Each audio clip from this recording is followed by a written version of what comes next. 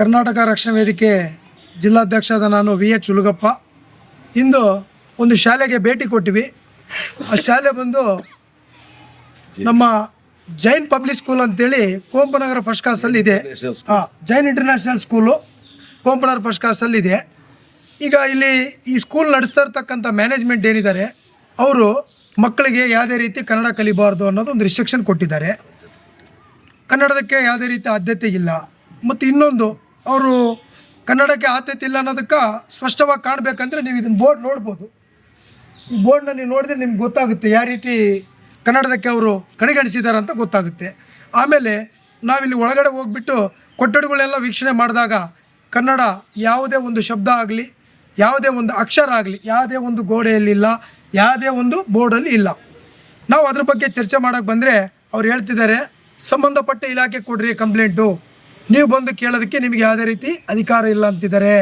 ಕರ್ನಾಟಕದಲ್ಲಿದ್ದು ಕರ್ನಾಟಕ ರಕ್ಷಣಾ ವೇದಿಕೆ ನಾವು ಹೋರಾಟಗಾರರಾಗಿ ಕನ್ನಡದ ಬಗ್ಗೆ ಅರಿವು ತಿಳಿಸುವಂಥ ಕೆಲಸ ಮಾಡಿದ್ರೆ ನೀವು BO ಆಫೀಸ್ಗೆ ಕಂಪ್ಲೇಂಟ್ ಕೊಡ್ರಿ, ನಾವು ನಿಮ್ಮ ಮಾತಿಗೆ ಯಾವುದೇ ರೀತಿ ನಾವು ಮಂಡನೆ ಕೊಡಲ್ಲ ಅಂತ ಹೇಳ್ತಾ ನಾವು ಅದನ್ನು ಪರಿಶೀಲನೆ ಮಾಡೋಣ ಅಂತ ಹೋದರೆ ಅವರು ಬಾಗಿಲು ಬಂದ್ ಮಾಡ್ತಕ್ಕಂಥದ್ದು ನಿಮ್ಮ ಕಣ್ಣಿಗೆ ಕಾಣುತ್ತೆ.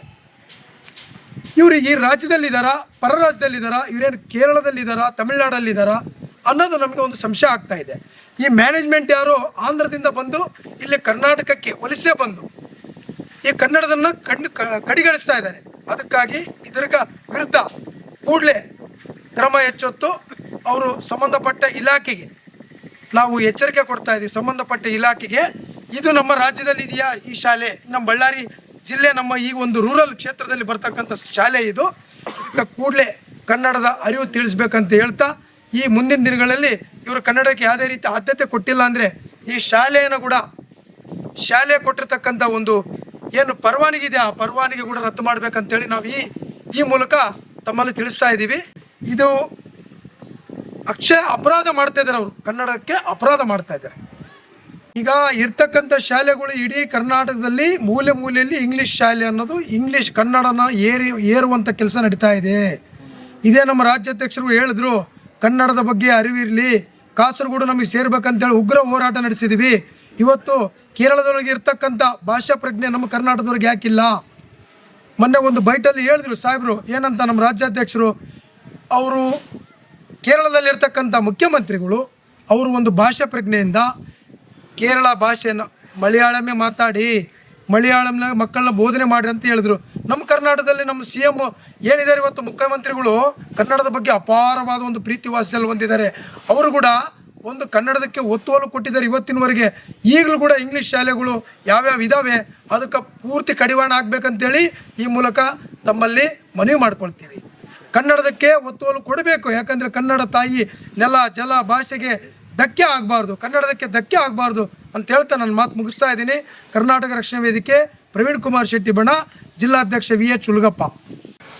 ಕರ್ನಾಟಕ ರಕ್ಷಣಾ ವೇದಿಕೆ ರಾಜ್ಯ ಸಂಚಾಲಕ ಅಧಿಕಾರಿ ರಾಮಣ್ಣ ಅಂತ ನಾನು ನಮ್ಮ ಜಿಲ್ಲಾಧ್ಯಕ್ಷರೊಂದಿಗೆ ಈ ಭೇಟಿ ಮಾಡಿದ್ದೀವಿ ಈ ಶಾಲೆಯನ್ನು. ಈ ಶಾಲೆಯಲ್ಲಿರ್ತಕ್ಕಂಥ ಕನ್ನಡಕ್ಕೆ ಆದ್ಯತೆ ಇಲ್ಲ ಅಂತಂದು ಗೊತ್ತಾಗಿತ್ತು. ಅದಕ್ಕಾಗಿ ಇಲ್ಲಿ ಬಂದು ನೋಡಿದ್ರೆ ಅದು ನಿಜವಾಗಿ ಕಂಡು ಬಂತು. ಆದರೆ ಇಲ್ಲಿರ್ತಕ್ಕಂಥ ಯಜಮಾನ ನಿರ್ಲಕ್ಷ್ಯತೆ ವಹಿಸಿ ನಮ್ಮ ಹತ್ರ ಭೇಟಿ ಆಗೋಕ್ಕೆ ಇಷ್ಟಪಟ್ಟಿಲ್ಲ. ಯಾವ ಇಲಾಖೆ ಇತ್ತು ಅದಕ್ಕೆ ಹೋಗಿ ನೀವು ಕಂಪ್ಲೇಂಟ್ ಮಾಡ್ರಿ ಅಂತಂದ್ರೆ ನಿರ್ಲಕ್ಷ್ಯ ಧೋರಣೆ ತೋರಿಸ್ತಾ ಇದ್ದಾರೆ. ಅದಕ್ಕಾಗಿ ನಾವು ಕೂಡ ಒಂದು ವಾರ ಕಾಲಾವಕಾಶ ಕೊಟ್ಟಿದ್ದೀವಿ. ಇವೆಲ್ಲ ಸರಿಪಡಿಸಲಿಲ್ಲ ಅಂದರೆ ಮುಂದಿನ ದಿನಗಳಲ್ಲಿ ಅದೇ ಮಂಗಳವಾರ ಕಾಲಾವಕಾಶ ಕೊಟ್ಟಾರ ಆ ಒಂದು ದಿನಕ್ಕೆ ಇದು ಸರಿಪಡಿಸಲಿಲ್ಲ ಅಂದರೆ ಮುಂದಿನ ದಿನಗಳಲ್ಲಿ ಉಗ್ರ ಹೋರಾಟ ನಡೆಸಿ ಈ ಒಂದು ಶಾಲೆಯ ಒಂದು ಇದೇನಾಯಿತು ಅದನ್ನು ರದ್ದುಪಡಿಸ್ಬೇಕಂತ ನಾವು BO ಆಫೀಸ್ಗೂ ಈ ಮನವಿ ಪತ್ರ ಕೊಡೋದ್ರ ಮೂಲಕ ಹೋರಾಟ ಕೂಡ ಮಾಡ್ತೀವಿ. ಇನ್ನೊಂದು ಇಂಥ ಶಾಲೆಗಳು ಅನೇಕ ಇದಾವೆ ಅಂತಂದು ಕೋಲ್ ಬಜಾರಲ್ಲಿ ಮತ್ತು ಬಳ್ಳಾರಿ ನಗರದಲ್ಲಿ ಈಗ ಗೊತ್ತಾಗಿದೆ. ಇದೇ ವಿಚಾರಕ್ಕಾಗಿ ಮುಂದಿನ ದಿನಗಳಲ್ಲಿ ಅನೇಕ ಶಾಲೆಗಳು ಭೇಟಿ ಮಾಡಿ ಎಲ್ಲದಕ್ಕೆ ಆ ಕನ್ನಡದಲ್ಲಿ ಅದು ಕನ್ನಡಕ್ಕೆ ಆದ್ಯತೆ ಕೊಡಬೇಕಂತಂದು ಅವ್ರನ್ನ ಮನವೊಲಿಕೆ ಮಾಡಿ ಅವರಿಗೆ ನಾವು ಯಶಸ್ಸಾಗ್ತೀವಿ ಅಂತ ನಂಬಿಕೆ. ಇನ್ನೊಂದು ಕನ್ನಡ ರಾಜ್ಯದಲ್ಲಿರ್ತಕ್ಕಂಥ ನಾವು ಕನ್ನಡಕ್ಕೆ ಆದ್ಯತೆ ಕೊಡಲೇಬೇಕಾಗ ಆದ ಕಾರಣ ಎಲ್ಲರೂ ನಮಗೆ ಸಹಕಾರ ಕೊಡ್ತಾರಂತ ನಾವು ನಂಬ್ತಾ ಇದ್ದೀವಿ. ಒಂದು ವೇಳೆ ಉಲ್ಲಂಘನೆ ಮಾಡಿದಾಗ ಉಗ್ರ ಹೋರಾಟ ನಡೆಸಿ ಅವರೊಂದು ಪರವಾನಗಿ ರದ್ದುಪಡಿಸಲು ಒಂದು ಉಗ್ರ ಹೋರಾಟ ನಡೆಸ್ತೀವಿ ಅಂತ ಈ ಮೂಲಕ ಹೇಳ್ತಾ ಇದ್ದೀವಿ. ಬಳ್ಳಾರಿಯ ನಿರಂತರ ಸುದ್ದಿಗಾಗಿ ಬಳ್ಳಾರಿ ಬೆಳಗಾಯಿತು ಚಾನೆಲ್ನ ಸಬ್ಸ್ಕ್ರೈಬ್ ಮಾಡಿ ಹಾಗೂ ಬೆಲ್ ಐಕಾನ್ ಒತ್ತಿ.